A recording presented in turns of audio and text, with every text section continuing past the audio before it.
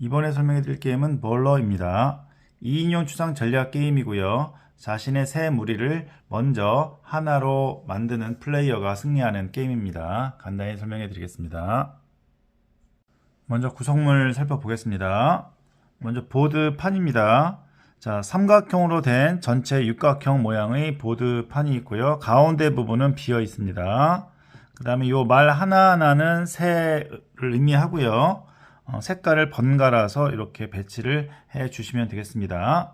자, 이 게임의 목표는 자신의 새 무리를 하나로 모으는 것입니다. 자, 요 말이 없을 때는 바둑알로 대체하셔도 됩니다. 자, 선 플레이를 정하시고요. 자, 자신의 턴이 되면 두 가지 액션 중에 한 가지를 골라서 하면 되는데요. 첫 번째는 새를 추가하는 것입니다. 자, 기존에 세 마리가 지금 배치되어 있지만 이 자체로 이동을 할 수가 없습니다. 자, 직선으로 자신이 원하는 만큼 이동할 수 있지만 이동할 때에는 다른 무리와 합류가 되어야 합니다. 현재로는 직선으로 갔을 때 다른 무리와 합쳐질 수가 없기 때문에 이동이 불가합니다. 따라서 중간중간에 합류할 수 있는 새들을 배치를 해 주셔야 되는데 자신의 새와 인접해서 배치할 수 없습니다. 자, 다시 말해서 자신의 새를 바로 옆에다가 이렇게 배치를 할 수가 없습니다.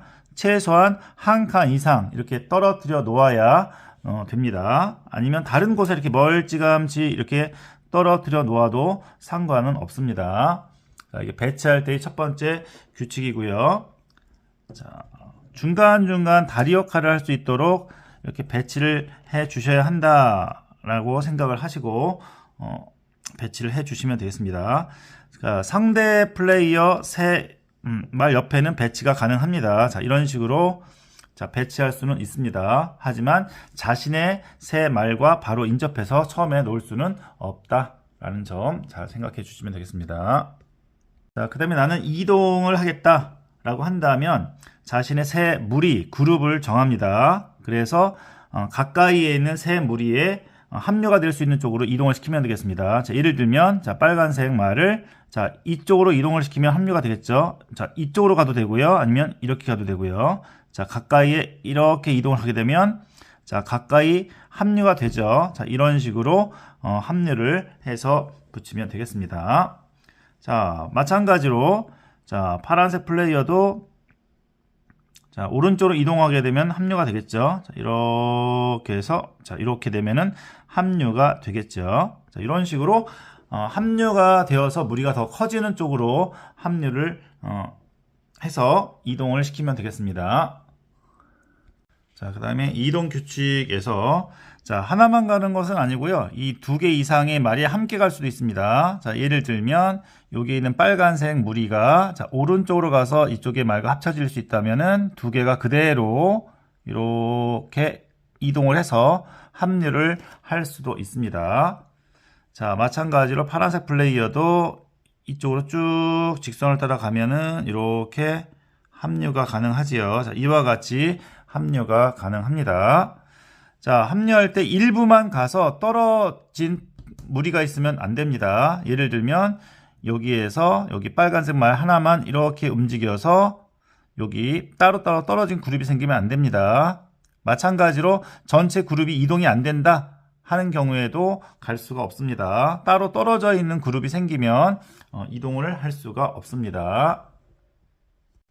자, 이동을 했는데 그 무리의 그 크기가 변동이 없을 때는 이동이 가능합니다. 자, 예를 들면 여기 4개짜리 무리와 여기 오른쪽에 1개짜리 무리가 있는데 이렇게 한 칸이 움직여서 합류가 되었다. 이런 건 상관없습니다.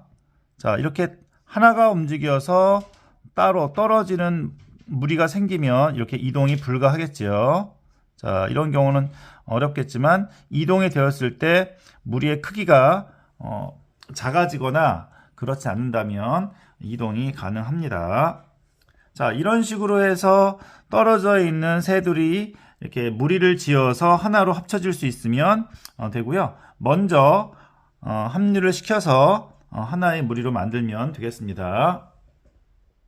자, 게임 중에 상대 말을 이렇게 고립을 시키면 이 고립된 말은 제거됩니다. 자, 이게 더 이상 갈 수가 없죠. 어느 방향으로도 갈 수가 없기 때문에 여기 고립된 말은 제거를 하게 됩니다. 따라서 이렇게 고립을 시켜버리면 상대방의 말이 개수가 줄어들기 때문에 상대방이 게임을 끝내는 데 더 유리할 수가 있습니다. 따라서 고립을 시키지 않는 방향으로 하는 것이 좋습니다.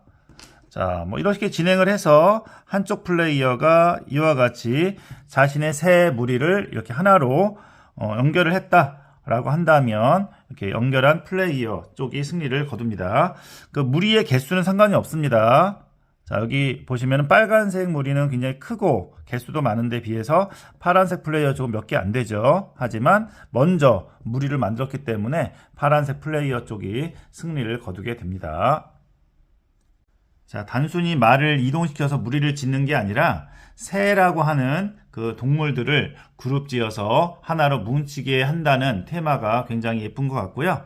혹시 기회가 된다면 학생들에게 그 배경 설명을 쭉 해준 다음에 게임을 하면 좀 더 몰입감 있게 할 수 있지 않을까 생각을 해봅니다. 그리고 이 말도 이런 동그란 말 대신에 여기에 새 모양을 넣어서 하면은 좀 더 재미있게 즐길 수 있지 않을까 생각해 봅니다. 아니면 스토리텔링 같은 거 해서 뭐 미운 오리의 새끼라든지 아니면 병아리 뭐 여러 가지 테마로 무리를 짓는 동물들과 관련되어서 테마를 바꾸어서 적용을 해도 충분히 재미가 있을 것 같습니다.